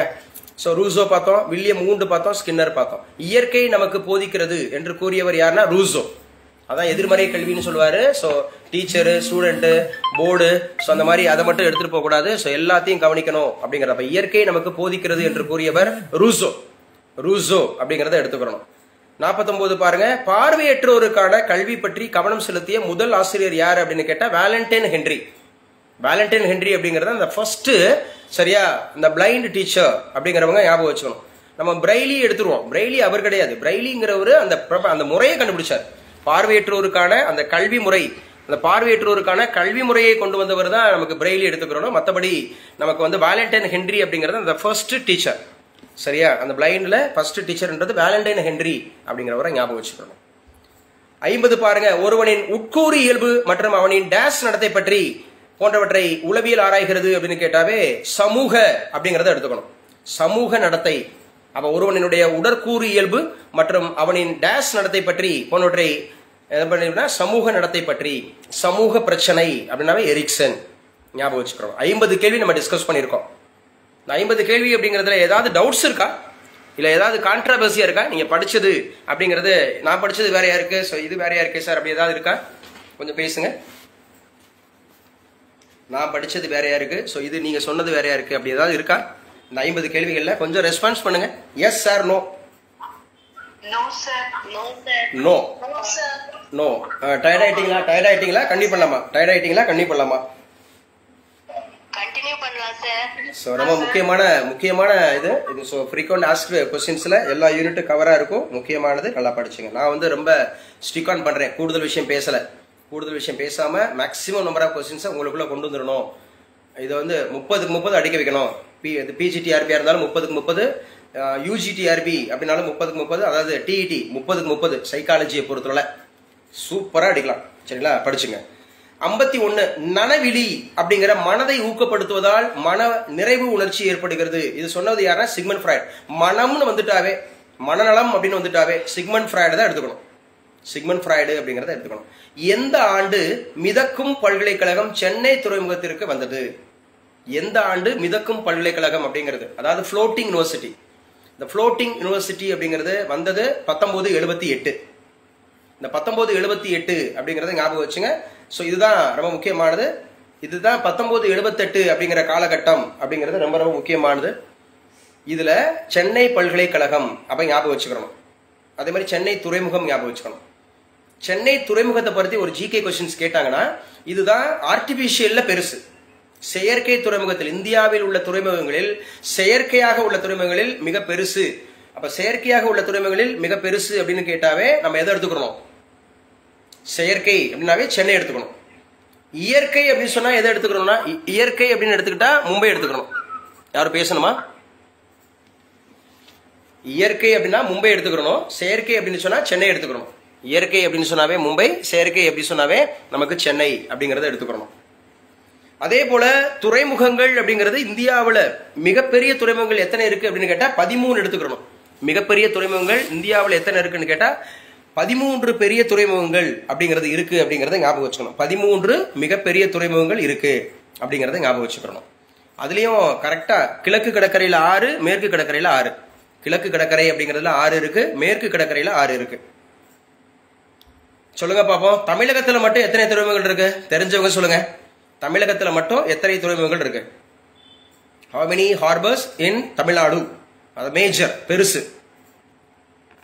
S or no? தெரியும். என்னமா? 13 சார். ஆமா மொத்தமே இந்தியாவில் 13 தானே சொன்னேன். இந்தியாவிலேயே 13 தான் சொன்னேன். அது மொத்தமே தமிழ்நாட்டில் தான் இருக்கா? மொத்தமே இந்தியாவுல மிகப்பெரிய துறைமுகங்கள் கேட்டாவே 13 only. 3 சொன்னது யாரு? நீ 3 சொன்னது யாருன்றதுக்கு நான் ஒரு காமன் நேரம் காத்திருக்கணும். அஜிதாவா தானப்பா? அஜிதா சொல்லுமா. அந்த 3 என்னப்பா? அந்த 3 என்னமா? அஜிதா சென்னை தூத்துக்குடி எண்ணூருங்க. சென்னை தூத்துக்குடி எண்ணூர். கங்க்ராட்ஸ்மா, congrats. So Parameswari TET students உள்ள இருக்கீங்களா? பரமேஸ்வரி தேங்க்யூப்பா. ஓகேப்பா. பரமேஸ்வரி இல்ல. புனிதா இருக்கீங்களாப்பா? தூத்துக்குடி புனிதா டிஇடி. உங்க ஊரு தூத்துக்குடி தான் வந்து நம்ம தமிழகத்தினுடைய நுழைவாயில், தி கேட்வே ஆஃப் தமிழ்நாடு. தமிழகத்தினுடைய நுழைவாயில் அப்படின்னு கேட்டாங்கன்னா தூத்துக்குடி எடுத்துக்கணும். சரிங்களா? தமிழகத்தினுடைய நுழைவாயில். தென்னிந்தியாவின் நுழைவாயில் அப்படின்னு கேட்டா நம்ம சென்னை எடுத்துக்கணும். தென்னிந்தியாவின் நுழைவாயில். இந்தியாவின் நுழைவாயில் எடுத்துக்கிட்டா மும்பை எடுத்துக்கணும். அப்ப இந்தியாவின் நுழைவாயில் எடுத்துக்கிட்டா மும்பை எடுத்துக்கணும். தென்னிந்தியாவின் நுழைவாயில் அப்படின்னு கேட்டா சென்னை எடுத்துக்கணும். தமிழகத்தின் நுழைவாயில் கேட்டா தூத்துக்குடி எடுத்துக்கணும். முத்து துறைமுகம் அப்படின்னா தூத்துக்குடி தான். தூத்துக்குடி அப்படிங்கறத ஞாபகம் வச்சுக்கணும். குலசேகரப்பட்டினம் ரீசெண்டா இஸ்ரோ அப்படிங்கிறது ஸ்மால் சைஸ்ல அந்த மாதிரி சேட்டலைட் லான்ச்சிங் சென்டர் அது மாதிரி இருக்கு. ஸோ அப்ப எந்த ஆண்டு மிதக்கும் பல்கலைக்கழகம் சென்னை துறைமுகத்திற்கு வந்ததுன்னா 1978. ஓகேங்க. சோஃபி என்ற புத்தகத்தின் ஆசிரியர் யார் அப்படின்னு கேட்டாவே ரூசோ தான் சோஃபி அப்படிங்கிறது. இந்த புத்தகத்தின் ஆசிரியர் ரூசோ எடுத்துக்கணும். ஃப்ராய்டுனாவே மனநல உளவியல், மக்டூகல்னாவே இயல்பு ஊக்கம், வெபர் அப்படின்னாவே தனிநபர் அந்த உளவியல் ஆய்வகம் அப்படிங்கிறது. பயனீட்டு வாதம் ஜான் டூயி தான். பயன் வந்துருச்சுனாவே ப்ராக்ரசிவ், அந்த பயன் அப்படின்னு இருந்துச்சுனாவே ஜான் டூயி எடுத்துக்கணும். ஜான் டூயி அப்படிங்கிறது பயனுறு வாதம், பயனுறு கல்வி. ஸோ அதாவது என்ன பண்ணுவாங்க அப்படின்னு சொன்னா, ஸோ அப்ளை பண்ணணும், அப்ளிகேஷன் ஓரியன்டா படிக்கணும். ஸோ டூ அப்படிங்கிறது வாட் யூ லேர்ன் அப்படிங்கறத நீ செய், அந்த மாதிரி இருக்கிறது. அகநோக்கு முறையின் ஆய்வுக்களம் அப்படின்னு கேட்டாவே உள்ளம் தான். நம்ம யாருன்னு நம்ம அறியறது, டு நோ யுவர் செல்ஃப், அதுதான் அகநோக்கு முறை. இன்ட்ரோஸ்பெக்ஷன், உற்றுநோக்கல் அப்படிங்கறத சொல்லுவாங்க, அப்சர்வேஷன். இது அகநோக்கம். அப்ப உள்ளம் தான், நம்ம உள்ளத்தை பற்றி ஆராய்வது அகநோக்கு முறை. நடமாடும் பள்ளி என்ற கருத்தை கூறியவர் யார் அப்படின்னாவே சோ நம்ம மெக்டொனால்டு அப்படிங்கறத எடுத்துக்கணும். மொபைல் ஸ்கூல் எல்லாம் அடிக்கடி கேட்கப்பட்ட கொஸ்டின். மெக்டொனால்டு அப்படிங்கிற, மெஸ்மர்னாவே மருத்துவம், ஆட்லர்னாவே தனிநபர் உளவியல். அப்படியே திரும்ப அதை கேட்கும் போது திரும்ப அதை படிச்சுட்டே இருங்க, ரீகால் பண்ணிட்டே இருங்க, ஞாபகம் வச்சுக்கிட்டே வாங்க. 57 கல்வியின் தற்போதைய அமைப்பு டேஸை மையமாக கொண்டது அப்படின்னு கேட்டாவே குழந்தை தாங்க. கல்வினாவே குழந்தை தான். அதே மாதிரி அதுல இன்னொரு கொஸ்டின் கேட்கலாம். கல்வியினுடைய தற்போதைய அமைப்பு அப்படிங்கிறது வந்து எதை மையமாக இருக்குன்னா ஒழுக்கம் அப்படிங்கறத ஞாபகம் வச்சுக்கணும். ஒன்னு கல்வி, அதாவது குழந்தையை மையமாக கொண்டது, சைல்டு சென்ட்ரிக் ஓரியன்டட். இன்னொன்னு என்ன சார் அப்படின்னு சொல்லி பாத்தீங்கன்னு சொன்னா ஒழுக்கம், மொராலிட்டி அப்படிங்கிறது, இந்த சமூகம் அப்படிங்கிறது ஒழுக்கமாக இருக்கணும் அப்படிங்கறத முக்கியமானது. இப்ப ரீசெண்டா நம்மளுடைய பள்ளி கல்வித்துறை அப்படிங்கிறதுக்கு நிறைய அந்த கோட் ஆஃப் கண்டக்டிவிட்டி கொடுத்துருக்காங்க. ஒரு 11-13 கொடுத்துருக்காங்க நினைக்கிறேன். 11-13 கொடுத்துருக்காங்க. ஸோ எப்படி ஆஃப் ஹேண்ட் ஷர்ட் தான் போடணும், அதே மாதிரி ஷர்ட் வந்து ரொம்ப பிடிப்பா போடக்கூடாது. அதே போல வந்து பாத்தீங்க அப்படின்னு சொன்னா இன்னும் நிறைய இந்த மாதிரி நிறைய கொடுத்துருக்காங்க. அதாவது காலேஜுக்கு இருந்த ரூலை இப்ப ஸ்கூலுக்கும் அப்ளை பண்ணிருக்காங்க. காலேஜுக்கு இருந்த ரூல் இன்னைக்கு அது முக்கியமான நியூஸ். அது நல்லா ஞாபகம் வச்சுக்க. பள்ளிக்கல்வித்துறை அமைச்சர் யாரு தமிழகத்துக்கு? The who is at present school education minister of Tamil Nadu? Anbil Mahesh Poyyamozhi அவர்கள் அப்படிங்கிறது. who is அந்த மாதிரி இருக்கக்கூடியது at present higher education minister of Tamil Nadu? Kovi Chezhiyan அவர்கள் அப்படிங்கறத ஞாபகம் வச்சுக்கிறோம். ஓகே. எந்த ஆண்டு தமிழ்நாட்டில் மேல்நிலை கல்வி அறிமுகப்படுத்தப்பட்டதுனாவே 1978. அப்ப தமிழகத்தினுடைய முதலமைச்சராக இருந்தவர் எம்ஜிஆர். 1977 முதலமைச்சரானார். 1972 கட்சி ஆரம்பிச்சார். 1972 ஏடிஎம்கே அப்படிங்கிற ஒரு கட்சியை உருவாக்கினவர் 5 ஆண்டுல முதலமைச்சர் ஆயிட்டார். 5 ஆண்டுல முதலமைச்சர் ஆயிட்டு சோ 87 வரை சாகும் வரை அவர் தான் தமிழகத்தில் முதலமைச்சரா இருந்தார். 77 இருந்து 87 வரை. அப்ப 78 அப்படிங்கறது தான் மேல்நிலை கல்வி அப்படின்னு சொல்லுவாங்க. சோ 1978 அப்படிங்கறது வந்து பாத்தீங்க அப்படின்னு சொன்னா முக்கியமான ஒரு வருடம். மனிதன் ஒரு சமூக விலங்கு, இது யாரு sir? Aristotle. Man is a social animal. Man is a social animal அப்படிங்கறது யாரு சொல்லியிருக்கா அப்படின்னு கேட்டா அரிஸ்டாட்டில் அப்படிங்கிறவர் தான் சொல்லியிருக்கிறார். அரிஸ்டாட்டில்னாவே he is called the father of zoology, so he is called the father of biology. ரொம்ப முக்கியமானவர். சோ அரிஸ்டாட்டில் அப்படிங்கிறது. அண்ட் ஆல்சோ பாலிடிக்ஸ் அப்படிங்கறத எடுத்துக்கலாம். மனிதன் ஒரு சமூக விலங்கு, இது அரிஸ்டாட்டில். சோ ஸ்கின்னர் இருக்கிறாங்க, ஜான் டூயி இருக்கிறாங்க, மெஸ்மர் இருக்காங்க, எல்லாம் படிச்சிட்டோம். ஸ்கின்னர் நமக்கு யாருன்னு தெரியும், ஜான் டூயி தெரியும், மெஸ்மர் தெரியும். 60வது கேள்வி. தனி மனிதனுக்கு தானாக மனதில் எழுகின்ற மனச்சாட்சியற்ற அனுபவம் பற்றி படித்தல் டேஷ் சோதனை ஆகும். தனி மனிதனுக்கு தானாக மனதில் எழுகின்ற மனச்சாட்சியற்ற அனுபவம். அதை பத்தி படிக்கக்கூடிய சோதனைக்கு என்ன பேருன்னா தற்சோதனை. நம்ம நாமே தற்சோதனை அப்படிங்கிறது இண்டிவிஜுவல் அந்தமாக இருக்கக்கூடிய அசஸ்மெண்ட் அப்படிங்கிற 60வது கேள்வி. வார்த்தைகளுக்கு முன்பே பொருள் என்ற கருத்தினை கொண்டிருந்தவர் யார்? வார்த்தைகளுக்கு முன்னாடி, இது நம்ம படிச்சிருக்கோம் கிளாஸ்ல, பிஜிடிஆர்பிக்கு நடத்தியிருக்கேன். வார்த்தைகளுக்கு முன்னாடியே பொருள் அப்படிங்கிறது ரொம்ப முக்கியம். பெஸ்டாலஜி இது வந்து நம்ம பிளாசபர்ஸ் அப்படின்றதுல படிச்சிருக்கோமா இல்லையா? வார்த்தைகளுக்கு முன்னாடி பொருள், வார்த்தைகளுக்கு முன்னாடி பொருள். வாழ்க்கை சம்பவ துணுக்கு எதனுடன் தொடர்பு கண்டது? அது கண்டிப்பா வந்து பாத்தீங்கன்னா உற்றுநோக்கல் முறை. வாழ்க்கை சம்பவ துணுக்கு அப்படிங்கிறது உற்றுநோக்கல். நம்ம ஒவ்வொருத்தரோட லைஃபை பாரு, நம்ம சொல்லுவோம்ல, he is my role model, அவரை நான் அப்சர்வ் பண்றேன். உற்றுநோக்கல்னா அப்சர்வேஷன். அப்ப எது வாழ்க்கை துணுக்கு முறை? அப்ப வாழ்க்கை துணுக்கு முறைனாவே உற்றுநோக்கல் அப்படின்னு எடுத்துக்கணும். ரோல் மாடல் அப்பதான் எடுத்துக்க முடியும். அவர் அப்சர்வ் பண்ணணும், அவர் எப்படி இருக்கிறாரு, என்ன பண்றாருன்னு. சூழ்நிலையே மனிதனை உருவாக்குகிறது. சூழ்நிலைவாதினாவே வாட்சன் அண்ட் காத்ரே, காத்ரே இவங்கெல்லாம் சூழ்நிலைவாதின்னு சொல்லுவோம். சரியா? ஸோ அதே மாதிரி ஸ்கின்னர், கப்பு, இந்த மாதிரி ஜான் டூயி இவங்கெல்லாம் ஞாபகம் வச்சுங்க. ஹெரிடிட்டி ஜீனியஸ் என்ற நூலில் ஆசிரியர் யாருன்னு கேட்டா கால்டன், பிரான்சிஸ் கால்டன். எந்த முறைன்னு சொன்னேன்? முக்கியமான ஒரு முறை சொன்னேன். பிரான்சிஸ் கால்டன் என்ன முறையே? புள்ளியியல் முறை, ஸ்டாட்டிஸ்டிக்ஸ். புள்ளியியல் முறையை பிரபலப்படுத்தியவர் ஸ்டாட்டிஸ்டிக்ஸ். யாரோ சொல்ல முடியுமா? ஸ்டாட்டிஸ்டிக்ஸ் அப்படிங்கிற வார்த்தை அப்படிங்கறது அதோட ஃபாதர் யாருன்னு தெரியுமா? இன் இந்தியா, இந்த வேர்ல்டு, இந்தியாவில் ஸ்டாட்டிஸ்டிக்ஸோட ஃபாதர் யாரு? தெரியாதான் சொல்லுங்க. ஸ்டாட்டிஸ்டிக்ஸ் பிகாம் காமர்ஸ் கிராஜுவேட்டுக்கு முக்கியம், எக்கனாமிக்ஸ் கிராஜுவேட்டுக்கு முக்கியம், மேத்தமெட்டிக்ஸ் கிராஜுவேட்டுக்கு முக்கியம். அப்படி ஒன்று படிக்காம நீங்க வந்திருக்கவே மாட்டீங்க. மேத்தமெட்டிக்ஸ் படிச்சவங்க, எக்கனாமிக்ஸ் படிச்சவங்க, காமர்ஸ் படிச்சவங்க, சுவாலஜி எல்லாமே வரும். ஸ்டாட்டிஸ்டிக்ஸ் இல்ல மாஸ்டர் டிகிரி படிச்சிருந்தாவே கம்பல்சரி ஸ்டாட்டிஸ்டிக்ஸ் படிச்சிருக்கணும். ஒரு மாஸ்டர் டிகிரி. யாரு மேம்? சிடி தேஷ்முகா? இல்ல மேம், சிடி தேஷ்முக் அப்படிங்கிறவர் கிடையாது. அவர் தான் நமக்கு எல்ஐசி உருவாக்க காரணமா இருந்தவர். நம்ம ஆர்பிஐயோட முதல் இந்திய கவர்னர் தான் சிடி தேஷ்முக். நம்ம பேசிட்டு இருக்கிறது ஸ்டாட்டிஸ்டிக்ஸோட ஃபாதர் யாருன்னு கேட்டா, நம்ம மிக முக்கியமா நம்ம வந்து பிசி மகளனோபிஸ் அப்படிங்கறத எடுத்துக்கணும். பிரசாந்த் சந்திர மகளனோபிஸ் இன் இந்தியா. இந்தியாவில் புள்ளியியலின் துறையின் தந்தைன்னு கேட்டாவே பிசி மகளனோபிஸ். 2வது ஐந்தாண்டு திட்டத்தினுடைய மாதிரியை உருவாக்குனவர் இவர் தான் வந்து பாத்தீங்கன்னா பிசி மகளனோபிஸ், பிரசாந்த் சந்திர மகளனோபிஸ். ஸோ யாரு வேர்ல்டு அப்படின்னு கேட்டா நமக்கு வந்து டொனால்டு ஃபிஷர் அப்படிங்கிறவர் தான் வேர்ல்டு அப்படிங்கிற மாதிரி ஞாபகம் வச்சுக்கிறோம். ஸோ இவங்கெல்லாம் முக்கியமானவங்க. நுண்ணறிவு சோதனை பற்றி கூறியவர் யார் அப்படின்னு கேட்டாவே ஆல்ஃபிரட் பீனே. நுண்ணறிவு சோதனைக்கு நான் ஒரு ஃபார்முலா சொன்னேன். எங்க புதுசா இன்னைக்கு தான் ஃபர்ஸ்ட் கிளாஸ் அட்டன் பண்றேன்றவங்க சொல்லுங்க. நுண்ணறிவு சோதனை அப்படின்றதுக்கு ஒரு ஃபார்முலா கொடுத்தேன் நான். இன்னைக்கு தான் ஃபர்ஸ்ட் கிளாஸ் அட்டன் பண்றேன். பேசுங்கம்மா, உங்க பேர் சொல்லுங்க. கண்ணமை சொல்லுங்கப்பா. கண்ணமை சொல்லுங்க. Yes, exactly correct. மன வயது ஆமா ஆமா ஆமா. இல்ல நானும் உங்ககிட்ட பேசுறேன், நீங்களும் என்கிட்ட பேசுறீங்க. அதுல ஏதாவது டிஸ்டர்பன்ஸ் இருக்கா? ஆனா டப்புன்னு வரீங்களே. வந்து உள்வாங்கிட்டு பேசுங்க. சூப்பர், கங்க்ராட்ஸ்மா கண்ணமை, குட். நுண்ணறிவு சோதனை அப்படின்னாவே மன வயது, mental age divided by time, கால வயது இன்டூ 100. அதாவது நம்ம எவ்வளவு மெச்சூர்டா இருக்கிறோம், எவ்வளவு காலம் வாழ்ந்திருக்கோம், எவ்வளவு மெச்சூர் இருக்கோம். இப்போ எனக்கு வயசு 44 வயசு ஆகுது அப்படின்னு சொன்னா உடனே நுண்ணறிவு அதிகமா இருக்குன்னு அவசியம் இல்லை. நான் எவ்வளவு வந்து உள்வாங்கியிருக்கேன், எவ்வளவு வெளிப்படுத்துறேன், நான் எவ்வளவு வந்து கிரகிச்சிருக்கிறேன், எவ்வளவு வந்து நான் வந்து ஆட்டிடியூட்ல காண்பிக்கிறேன், அதுதான் மன வயது. மன வயது டிவைடட் பை கால வயது இன்டூ 100 அப்படிங்கறத ஞாபகம் வச்சுக்கணும். மன வயது கால வயது இன்டூ 100. அடுத்து பாருங்க, காரிசானும் அவரது சகாக்கள் கல்வி உளவியலில் உட்பிரிவுகளை எத்தனை வகைகளாக பிரித்தனர் அப்படின்னாவே 4 வகைகள் அப்படின்னு எடுத்துக்கணும். 4 வகைகளா பிரிச்சாங்க. மனிதனின் நடத்தையை பிற விலங்குகளின் நடத்தைகளோடு ஒப்பிட்டு இவற்றில் காணப்படும் தொடர்புகளையும் வேறுபாடுகளையும் அறிவது. என்ன சார் அப்படின்னு கேட்டா ஒப்பீட்டு உளவியல். அந்த பாருங்களேன், ஒப்பீட்டு அப்படின்ற ஒரு வார்த்தை வச்சு பாருங்க. Comparative psychology. கம்பேரிட்டிவ் சைக்காலஜினாவே கம்பாரிசன் பிட்வீன் சரியா 2 or more அப்படிங்கிற மாதிரி எடுத்துக்கலாம். ஸோ முக்கியமானது மனிதனின் நடத்தையை பிற விலங்குகளின் நடத்தைகளோடு ஒப்பிட்டு பார்க்கறது அப்படிங்கிறது. ஸோ அடுத்த கொஸ்டின் 71 அப்படிங்கிறது அறிவார்ந்த உளவியல் கோட்பாடு பற்றி கூறியவர் யார் அப்படின்னு கேட்டாவே பியாஜே. அறிவுனாவே பியாஜே, அறிதிறன் வளர்ச்சினாவே பியாஜே அப்படி ஞாபகம் எடுத்துக்கணும். யூங் அப்படின்னு சொன்னா நான் எதுக்கு சொன்னேன்? யூங் அப்படின்னா எதுக்கு சொன்னேன்? மாஸ்லோ எதுக்கு சொன்னேன்? ஸ்கின்னர் எதுக்கு சொன்னேன்? யாராவது?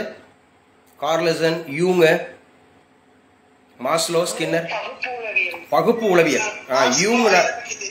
யூங்னாவே பகுப்பு உளவியல் ஞாபகம் வச்சுக்கணும். மாஸ்லோ அப்படின்னு சொன்னாவே ஹைராச்சி தியரி, பியாஜேனாவே அறிதிறன் வளர்ச்சி, ஸ்கின்னர்னா செயல்பட பண்ணிருக்கேன் சார். ஸோ ரொம்ப முக்கியமான செயல். எங்களுக்கு எதுவும் ப்ராப்ளம் இல்லை சார். உங்களுக்கு ப்ராப்ளம் இல்லை, ஏன்னா உங்களுக்கு வந்து நான் வந்து ஒய்ஃபைல தான் இருக்கிறேன். உங்களுக்கு நான் ஒய்ஃபைல தான் இருக்கிறேன். பட் ஸோ இன்னைக்கு கிளாஸ் அட்டன் பண்ணுறது ரொம்ப மினிமம் நினைக்கிறேன். I think so. நிறைய பேர் நான் கேட்டவங்க பூரா படித்தவங்க கேட்டவங்க பூரா இல்லை. பரமேஸ்வரி இல்லை, ப்ளஸ் வந்து பார்த்தீங்கன்னா இப்போ சோனா மேம் இல்லைன்னு நினைக்கிறேன். சோனா இல்லை. எங்க காமர்ஸில் இருக்கிறவங்க மட்டும் கிவ் அட்டண்டன்ஸ். காமர்ஸ் மட்டும்